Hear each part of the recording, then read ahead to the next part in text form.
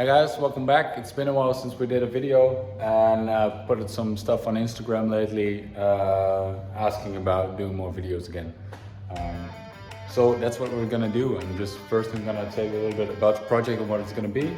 And then we're gonna go into 3D scanning the carburator and the head to design an intake that we can make probably two. Basically got plates and then tubing in the middle, but to make it nice and ordered to the shape as to the carburetor being round. On a side note, it's not my intention to make really nice professional videos like I tried before, because it takes up a lot of time and I just want to be doing my hobby and taking you along, because I do like making videos and showing you a little bit on my process and how I do it. I'll show you around the project and tell you what our intern Julius also has been doing for the car, as he is doing the big brake conversion kit. So that cylinder, that engine is actually going to go in my Opel Manta A. It's a 1972 Opel Manta, so it's 50 years old. And what we're gonna do is we're gonna put the K20 engine in this car. It now has a 1.9 liter General Motors motor, as Opel was briefly owned by General Motors back in the day. And the design also is very American style, Camaro, same period as this. So I see it a little bit as a European muscle car kind of thing. It is of course way smaller than American. I used to own two American cars, but I sold them to start my company. Probably want to buy one of them back at some point. So yeah, that's the easy short version of what we're actually gonna do.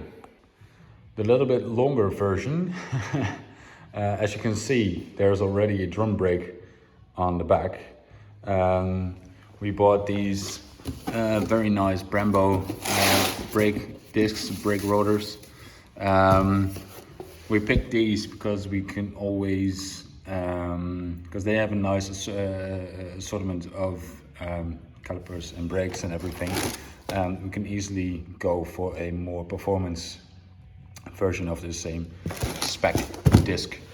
So that's one of the reasons why we picked this, but you can see that there's still a couple of things that need to be changed, and we deliberately picked one that was oversized so we can make nice spacers, because we need to space some stuff out for the wheels and for the calipers to fit on there. But as I mentioned on Instagram, that's one of the projects that intern Julius is working on. So he's going to design a new backing plate for the caliper to fit on there. And these are the massive calipers that are going to be put on there. So one's going to go somewhat like that, and these calipers come from an Ariel Atom, so that's going to be pretty cool, I hope, and gonna make it stop really nice, as with the 260 somewhat brake horsepower that this engine should provide. We need a lot of stopping power as well. Going into the car, it's quite a mess at the moment. So the headliner is all torn there in the corner and everything. Door skins are gone, but it's no issue because I want to make something that's somewhat in between street and race. So we're gonna strengthen the entire car and make it a lot safer by putting in a NHRA approved specs roll cage, because that's the one that we can make ourselves. We're not going to do a FIA cage, so we need to outsource that, and it takes a little bit out of the fun of doing it ourselves. And I don't really plan on putting this on circuit on racing days, so I believe it's still possible to ride circuits without a FIA cage, but not just for events and stuff like that. As you can see, also the outside of the car, it's pretty rough, making it the perfect canvas for this. A lot of people say it, but this car actually has little to no rust at all. So there's two little bits and pieces on that side, pointing there with my finger, same side on here, and that's about it. There's no structural rust. On this side is really nice, and there's no issues at all. Get the hood open. I'll show you that as well. So that folds up like this.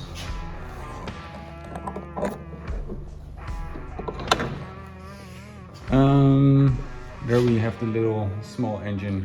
I don't know what the numbers are now, but I believe it's something like 95 horsepower or something like that. It should be. Maybe, I think it's even less than that. And it's quite slow. And it doesn't need to be fast because it's an old car, but I would like to make it a little bit more spunky. And I've been talking to some guys, and with that engine and the BMW gearbox, 5-speed, it should be possible to run 11-second quarter miles, but that's on paper, and I'm not sure if we're ever gonna do that, but it's a nice thing that's reassuring by people. That they come up with that number with the weight of the car and everything, all the setup and everything. It's how we have figured it out, how we want to do it. But there's a lot of engineering involved. So the overview of getting that motor into this engine compartment is, of course, taking all of this out. We're going to make a new K-member, and we're going to make new suspension on the front. We're probably going to put coilovers there, make new A-arms, put new spindles on there, because we also have brake conversion for the front. We're probably gonna ditch these wheels, as I have a set of wheels that I really like, but they're only available in America. So I might put a shout out on that if somebody knows where to get one of these in Europe.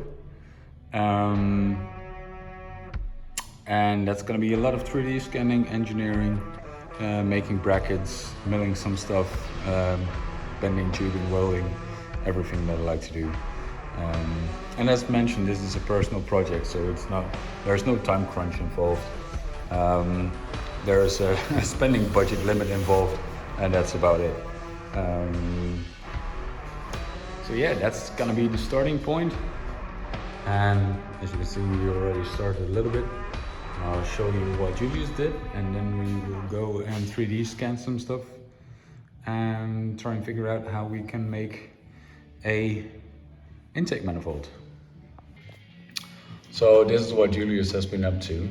He used our 3D scanner within the process of reverse engineering to get an exact digital copy of the existing brake caliper.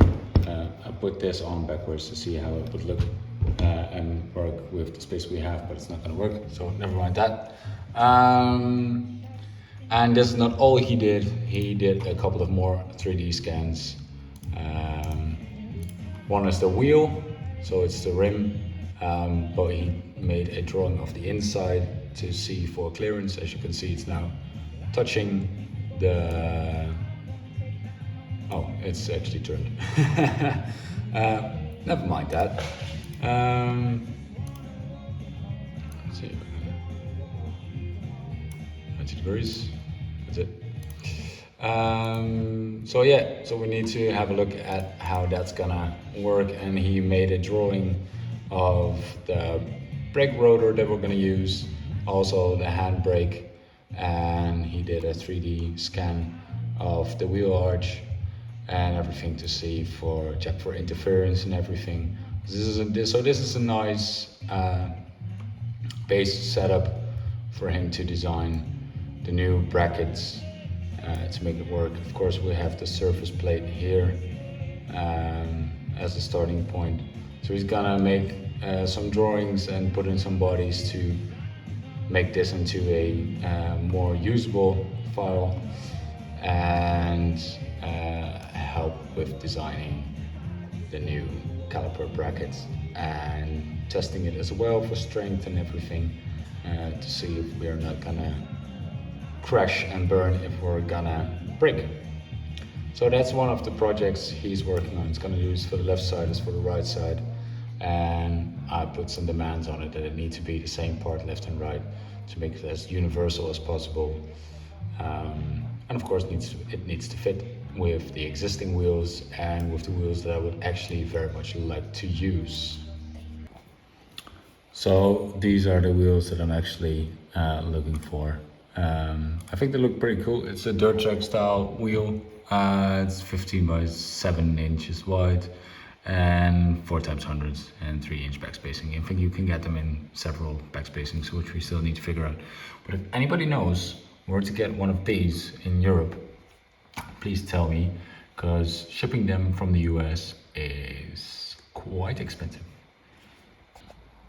So back to Fusion. As I said, he did a very good job setting all of this up. So he's going to continue on this, and hopefully by next week we have a nice part that we can fabricate or laser cut or mock up or whatever to test if it works and get all the extra needed components to put our brakes on the car. So the process he's been going through is what we're gonna do ourselves as well. And we already have the carburetor from GrabCAD. It's the same throttle body as the one we have, but as you can see, these are perfectly aligned, all 4 of them. If we check our actual carburetor, that's upside down. You can see that the middle ones are spread a little bit more apart than the other 2, so we need to make sure that they're in the exact correct position. So we're going to make a 3D scan of the backside and add in the components that are missing in the file and make sure that we have the correct spacing and everything for our setup. So this scan is only going to be an easy measuring tool to make that align with what we actually have. So there we go. We're gonna make a new folder for what we're scanning. So first we're gonna do the carburetor, set it up, and check the scan. So we're gonna do a fixed scan. So we'll have the scanner on the tripod aiming at our object, and then do several scans to get the carburetor in 3D, or at least the stuff that we need to make it work.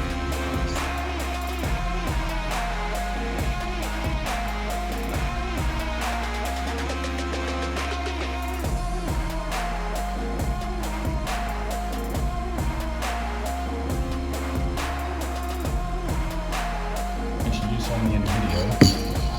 First scan didn't go so well, I anticipated that, but it's very hard to scan either black objects or objects that are highly reflective. So we have this mapping spray from IA Sub, and it works really well. This one is a bit, I believe 6 hours, 4 hours till it dissolves again. It's not toxic or anything, but it makes the surface nice and matte, and in a couple of hours it will be like we didn't even spray it. And it helps really well with 3D scanning, otherwise it's just impossible to do. And this is already a very hard object to scan, as it has multiple repeating surfaces of objects and features and everything. So like scanning a bottle is very hard to do, so that's why we also added the markers to make sure that the scanner knows in reference, or the software knows in reference to where what has been scanned and what we're using. So we made this absolutely very poor sketch.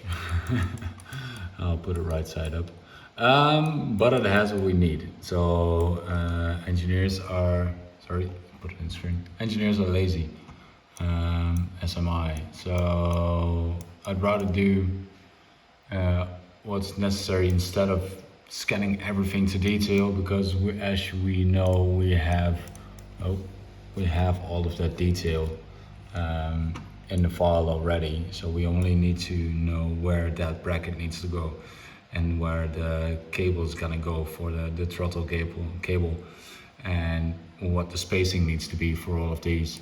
So all that information we can already get out of this scan, and quite in good detail. And I'm always still amazed, even though this is a crappy sketch, we can easily read Mikuni Corp on the side of the carburetor. So this will do. Next up, cylinder head. And of course we're gonna do a 3D scan of the intake side as well. Probably not do the entire head, as when we have the engine assembled we're gonna do a 3D scan of the entire engine to make it work within the car anyway. So we're not gonna bother that much about that. If you want to do this the easy way at home, get a 3D photocopier or scanner or whatever, put your gasket in there together with a ruler. It's got millimeters on one side, inches on the other side, whatever you prefer, and scan it, and then scale this in Fusion as a photo to trace in a sketch and start your design.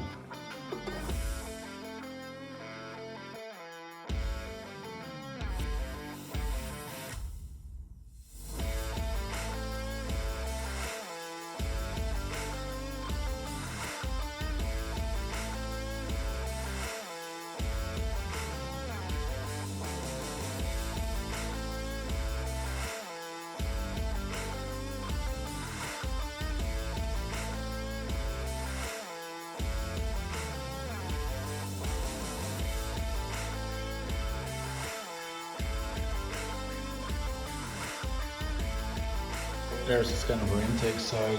We took a slightly different approach. Same count for last time. Scan, markers, hybrid mode on handheld. Hybrid mode on handheld scan.